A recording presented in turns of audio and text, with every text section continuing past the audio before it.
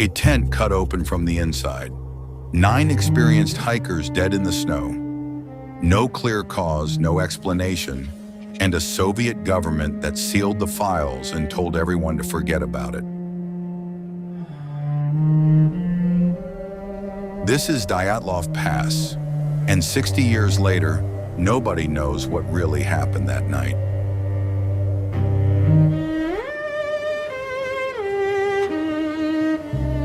January 1959, Igor Dyatlov, a 23-year-old engineering student, led a group of 9 experienced hikers into Russia's Ural Mountains.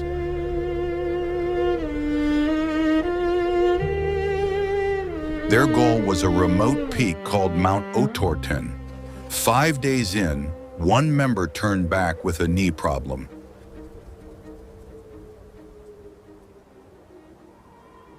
The other 9 pressed on. They never came back.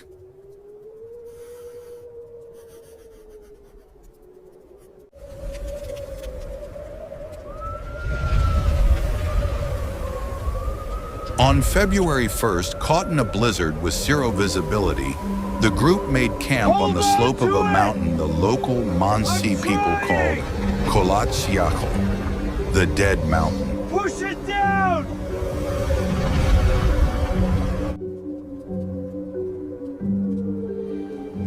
It wasn't their planned site, but they didn't want to lose the altitude they'd already climbed, so they pitched their tent and settled in for the night.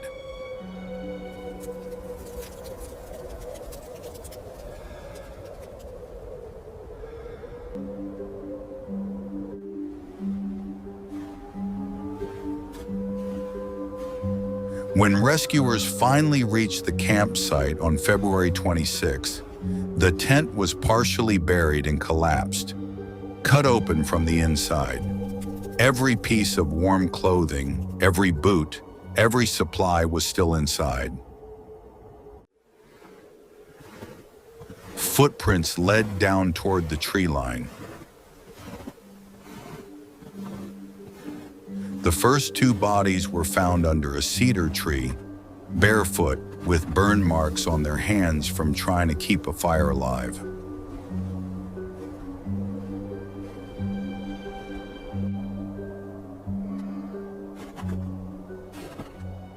When the last 4 bodies were found in May, the case stopped making sense entirely. 2 had fractured skulls, 2 had severe chest trauma, the kind of pressure injuries you'd expect from a car crash, with no external bruising whatsoever.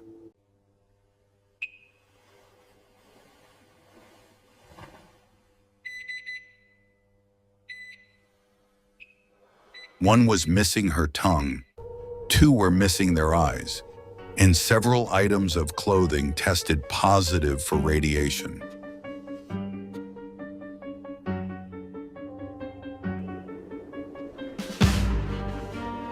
The lead investigator later admitted he'd been ordered to dismiss the reports of orange spheres seen in the sky that same night.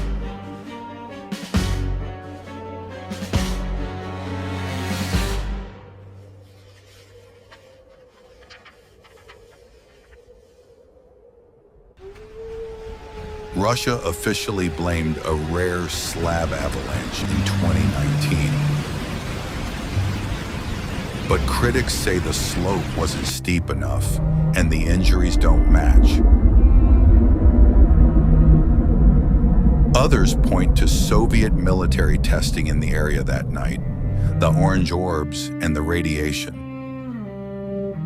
And then there's the simplest theory of all, that someone ordered the case closed because the truth was something the Soviet government couldn't allow to come out. The Soviet investigation closed in May 1959, with the cause of death listed as a compelling natural force.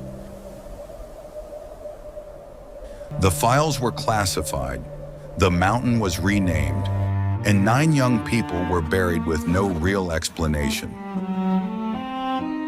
The case was briefly reopened in 2019 and closed again. Kholat Syakhl still stands exactly as it did that night. What do you think happened up there? Leave your theory below.